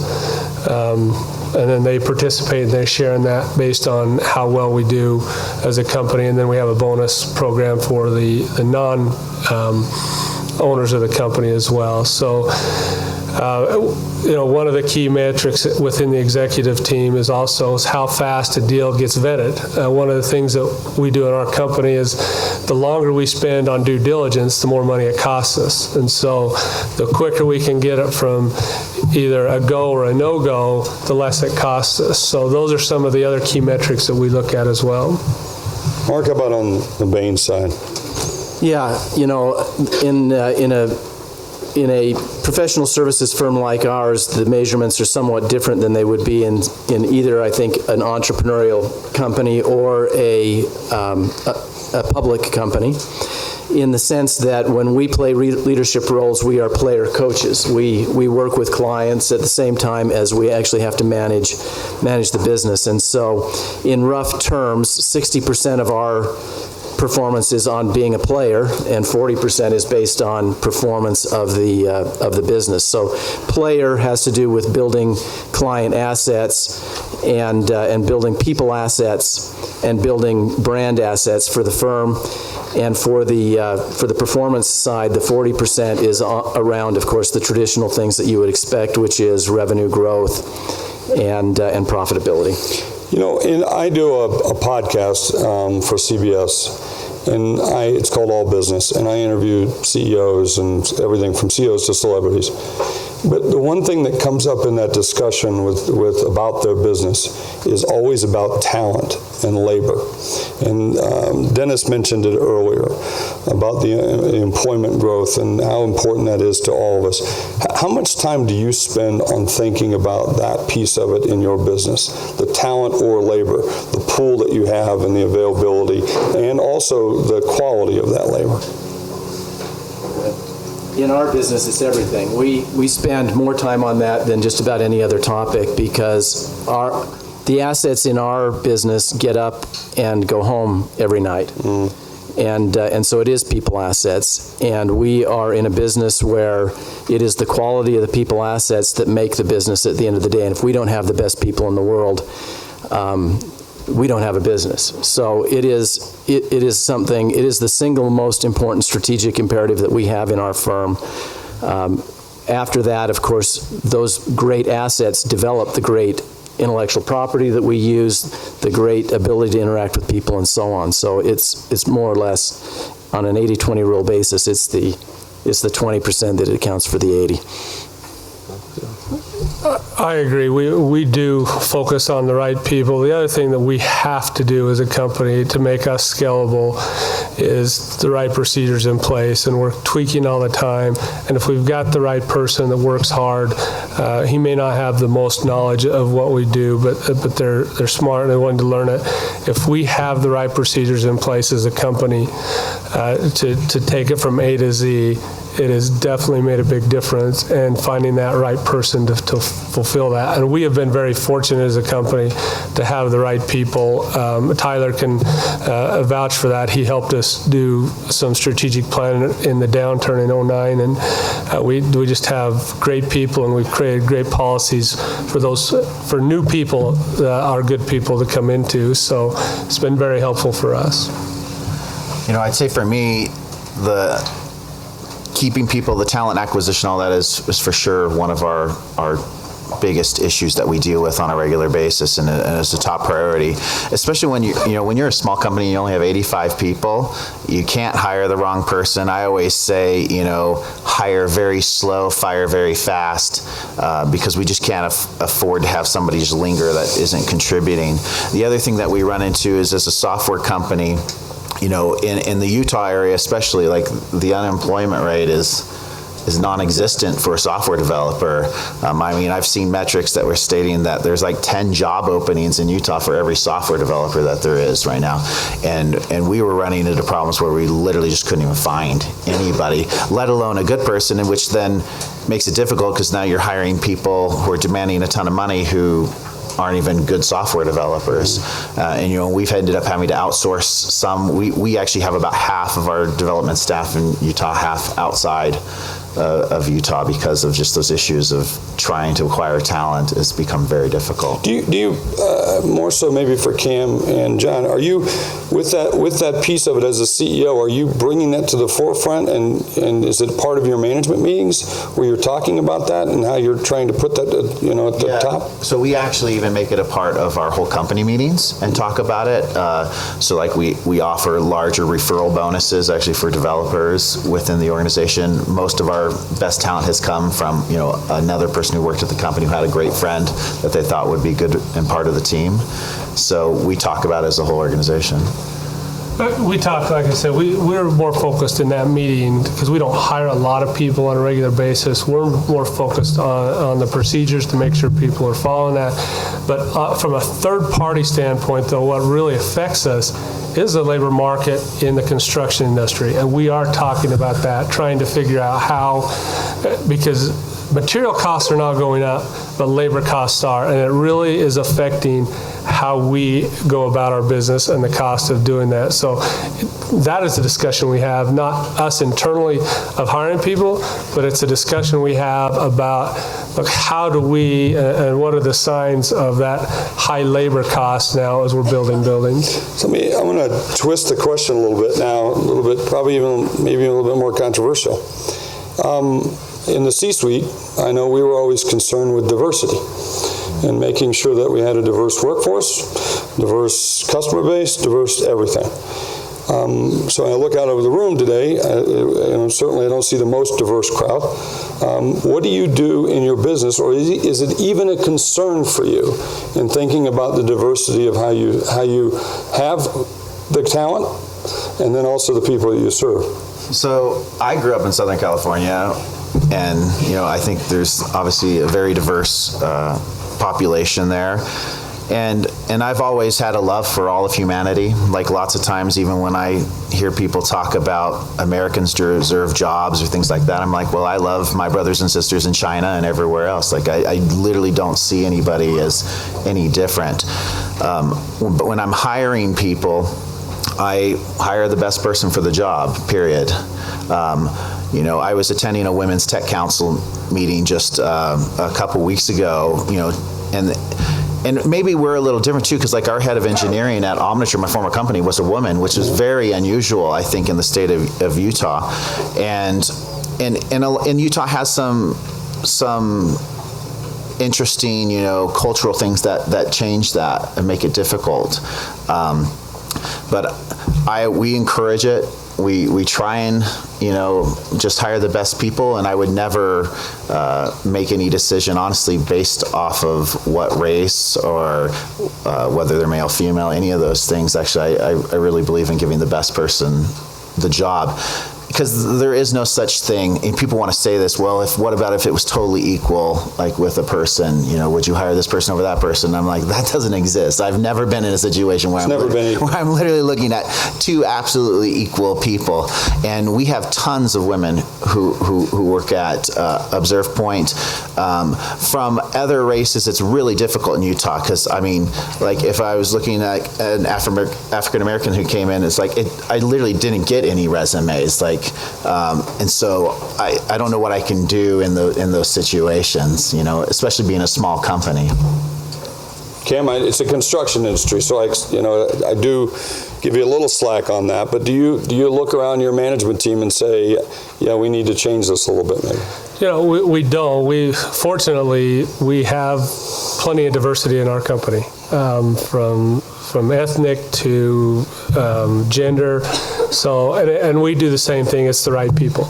We need to have the right person in the right place, and certainly in the construction side of it, where it's more third party, you're going to see what's available in the labor pool, and that's going to be your non-Caucasian worker. And so it's an interesting dynamic right now where I think in America we kind of have downplayed over the last 10 years, you got to get an education, and nothing in the vocational field, I mean, that's reduced people. And so it's really affecting the construction industry and who's out there and who's available in the workforce. So I don't know if that changes, but it's going to be a bigger and bigger problem, not just for my company, but I think for everybody's company to see, that needs that blue collar labor. Actually, could I add one more thing? Sure. I do know, in our company, one of the things that we really try to do is make sure that it is friendly for all people. So, for example, like our controller just had a baby, and just making sure that facilities, that it was very easy for her to be able to come back to work, feel accepted there, all those kind of things. And I think that is important as a company to always make sure that everybody has the ability to feel accepted and wanted. Where I think a lot of times, especially in small businesses, it's very easy for somebody to be like, I don't know, we don't have a room where they can, breastfeed or do whatever, and people, I think especially men, can get very frustrated with a lot of those things, and we try and just make sure that there's always an environment of acceptance, that they feel welcomed in under whatever circumstance, whether they're gay, whatever that is, that they feel totally welcomed in our businesses. Mark, you want to jump in? Yeah, again, this is a significant focus for us in our company, to be an inviting place and a place where there's a great deal of diversity. And I think it is, as you said, in the boardrooms where I'm at, it's a constant discussion. And in fact, I would say that this is the golden age of opportunity for women and various minority groups, because as a general rule, if you have two candidates with equivalent credentials, the women and the minority people will get the job 100% of the time. Which is the case, but at the same time, I'd say, Mark, you look at boards of directors in the United States, 17% of them are made up of women. If you were actually to fill and just put a moratorium and put a woman in every open spot, you would not have parity for the next 25 years. And you will likely not ever have parity. And I think that one of the things that we need to come to grips with is that there are not the numbers that want to be there that would make that up. That doesn't say that you shouldn't be putting everything in place. Our firm's been ranked the #1 friendliest place for working women by Working Mother magazine, and we've been ranked at in the gold category by a number of LGBT groups and so on and so forth, and we've been ranked by Glassdoor and Vault as the best company to work for on all dimensions several times in the last several years, and been in the top 5 in all of those years. And it's because we put a lot of policies in place. But when you've got policies in place and you think you have some of the most progressive and best approaches to diversity, you'll still find it to be a challenge, because the number of candidates who want to be there is not as great as what you would like. So when you look ahead, and by the way, if someone wants to ask a question, just make sure you raise your hand. Oh, we'll go right there. I'll do that. Or may I ask one more question? Let me ask one more question, because then we'll come back. I want to ask you, when it's done, when you cash in and you're done, people always ask me what I miss most about being a Fortune 10 officer. And I always tell people, first of all, it's always the people. I miss the people, but if they really ask me, I miss the plane more than anything. What is it that you will think when you're done and you're finished and you're off doing whatever you're going to do? What are you going to think you're going to miss the most?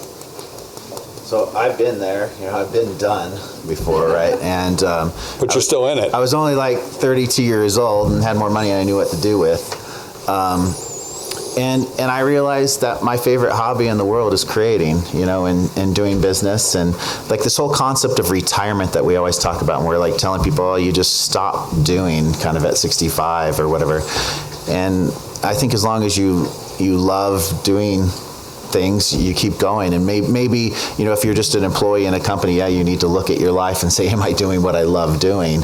But I think the process of creating is just a really fun thing to be in. So I think it's feeling relevant, because when you're in that position, you are relevant. You're leading a team. You're creating something, and you think through that, and it's what happens when you're done.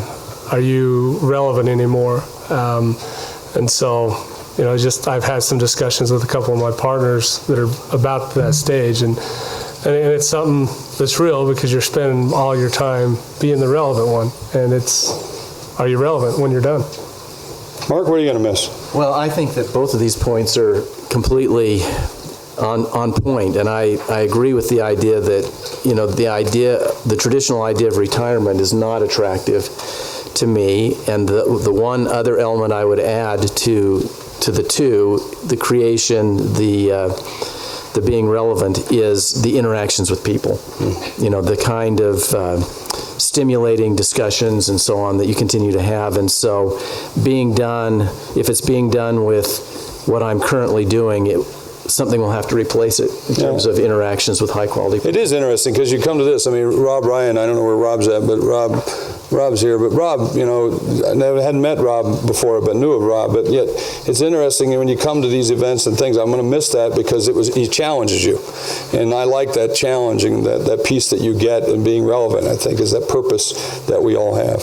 All right, question. We'll go here, and then we'll go back here. Okay? Yes, right. We have a microphone. Let's do that. I am Safia Keller from Salt Lake City, Utah, Columbus Community Center.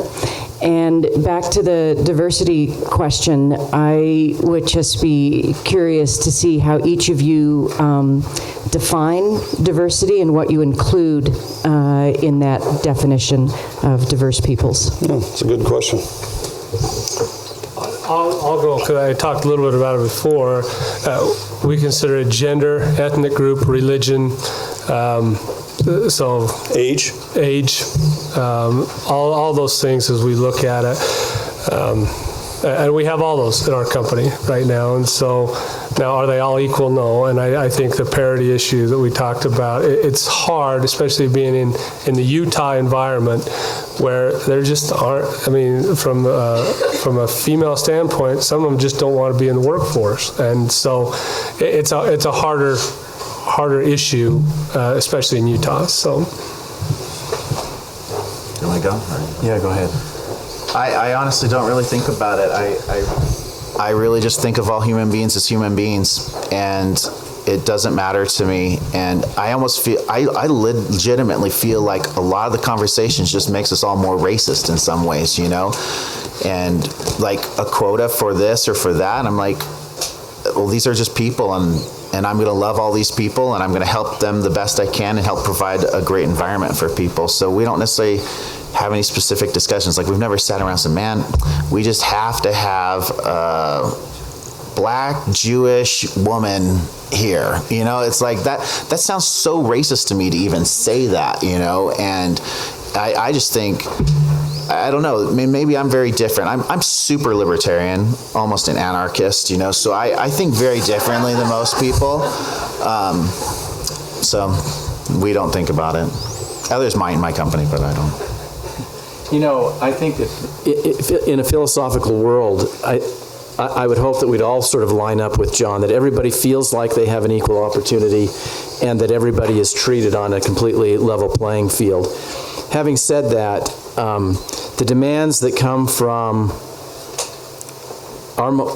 perhaps our most important customer base, which is the talent pools that we draw from, do demand this of us. And so for us, we really do have to cater to the ideas of gender, ethnic makeup, sexual orientation, religion, etc. And we have to think about those things, and we have groups within Bain & Company. I think there's a lot of people talk about the fact that when you create groups, it actually creates divisiveness, but people demand that. And so we have the women at Bain, the Latin Americans at Bain, the LGBTs at Bain, the blacks at Bain, and so on, that are interest groups that we have specific programs for, and we get them together and they can meet and so on and so forth.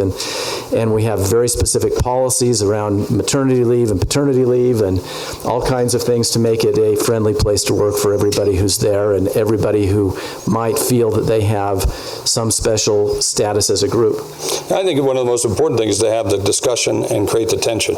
And I think that's one of the things that we used to have to do at a corporate company, was by having certain goals that we had to hit, it created tension and at least conversations around that. One of the other areas that we would look at, just to give you a little bit more, was geography as well. So diversity of geography. You know, it didn't make sense to me to send a white American to India to run Indian marketing because he or she liked Indian food. You know, it made more sense to hire someone from India and to give them the skill sets that I thought that they needed.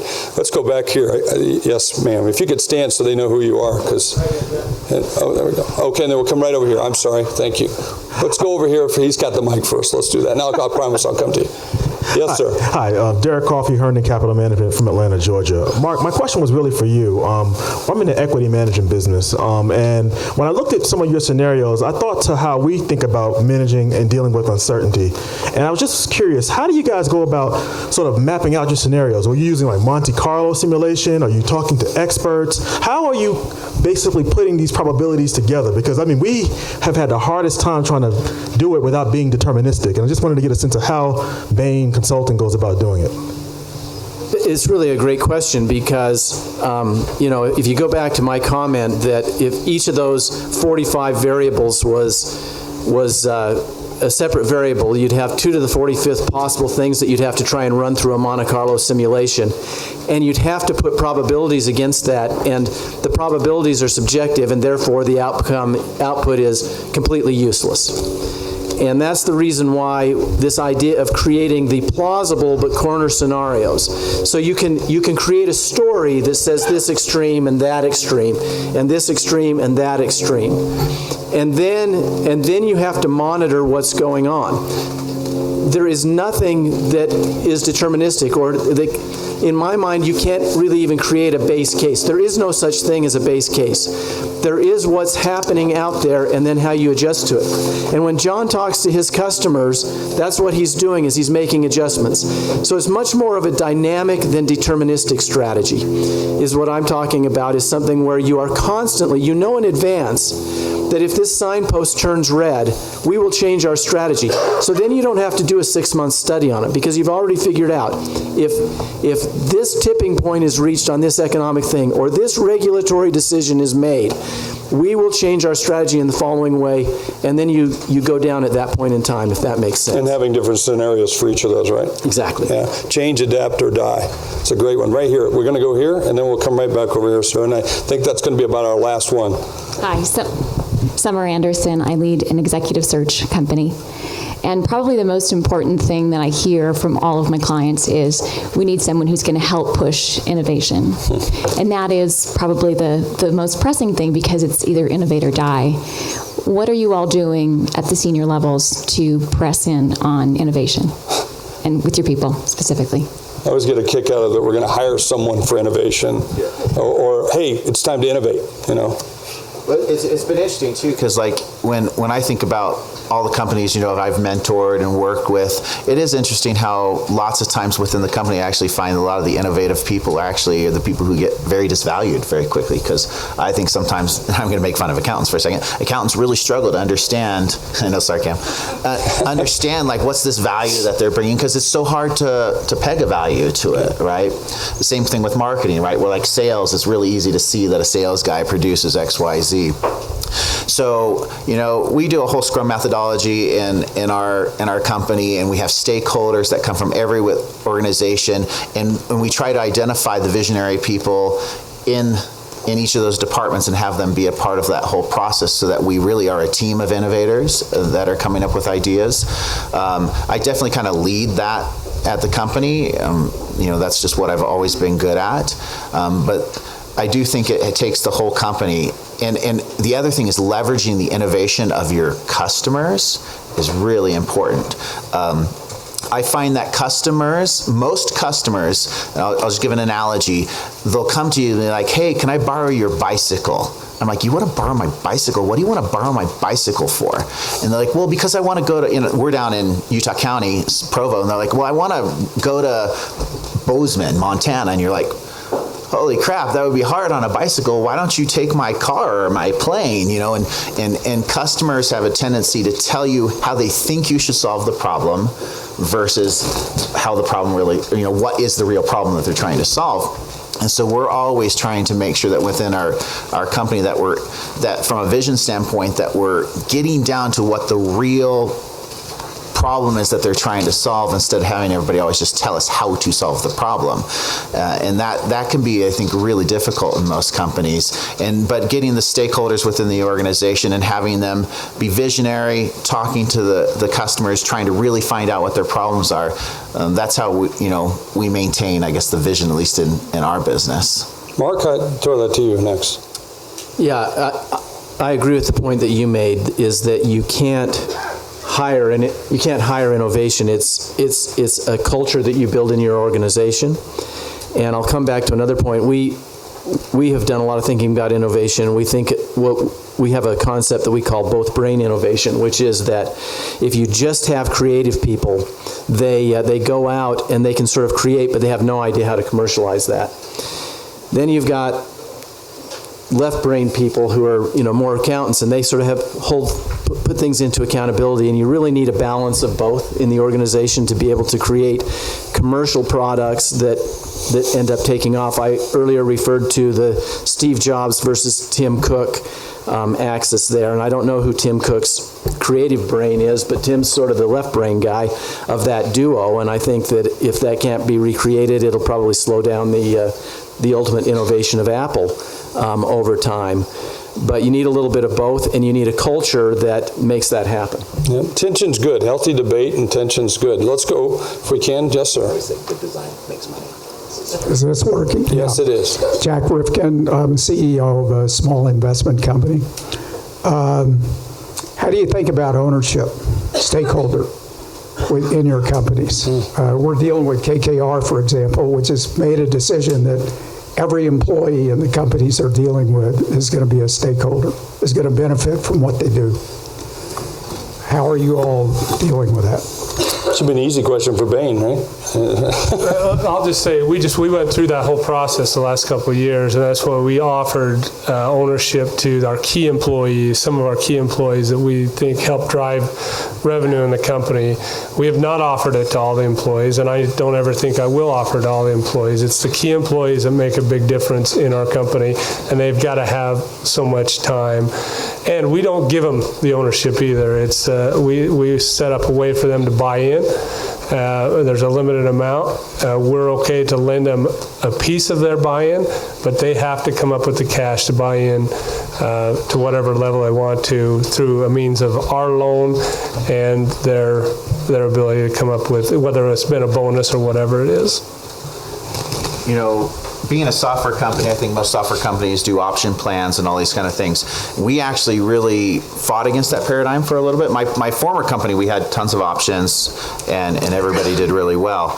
I think, unfortunately, in the software world, lots of times, like option plans and things like that are really almost, people are being lied to. You have everybody who thinks they're going to be the secretary at some company and make $1 million in the software world. And we all know that when you're in the boardroom as executives, you're really sitting there thinking, well, this would just be a nice little bonus for every person every year. Not that they're going to become multimillionaires. And so I do feel like a lot of tech companies lie to their employees and treat them unfairly by that. So our first few years of business, when I was just personally funding the whole company and I wasn't sure what I was going to do with it, right, whether we were going to go public or we were just going to run it, I actually felt it was very disingenuous to give options to my employees, and instead we just did a bonus revenue sharing plan. But it was interesting because in the software world, we were fighting against this just mental block that everybody had about options. So 2 years ago, we finally did option plan in the company, just because as I always say, man, just go with the flow. Sometimes it's like, even though maybe I'm right, it's just too hard to fight against this. And so we do all options for all employees, and we have a certain percentage of the company. But I always remind my team members, because they always want to refresh everybody's options, and I'm like, well, seriously, how important are they? And if we're giving them options, you can only give away the company once, right? You can't just greenleaf it forever, and you would dilute all your actual shareholders who invested their hard-earned money with you, and all these other people are being paid. So we take it very seriously, but we do options for everybody in the company. Mark, can you give us a 15-second answer? The objectives of having people being involved as stakeholders is making them feel like owners. And you want to create that. In some situations, giving them stocks makes them feel like owners, and in other situations, different compensation systems can be the key to do that. And it depends on the situation of the company, how big it is, how many divisions it has, and so on and so forth. And so I think there's a range of outcomes. But the basic objective of having everybody feel like an owner, and that what their job does makes a difference, and that they can see their contribution in their compensation is the right goal. Ladies and gentlemen, please give them a round of applause. Thank you very much. Turn back our host.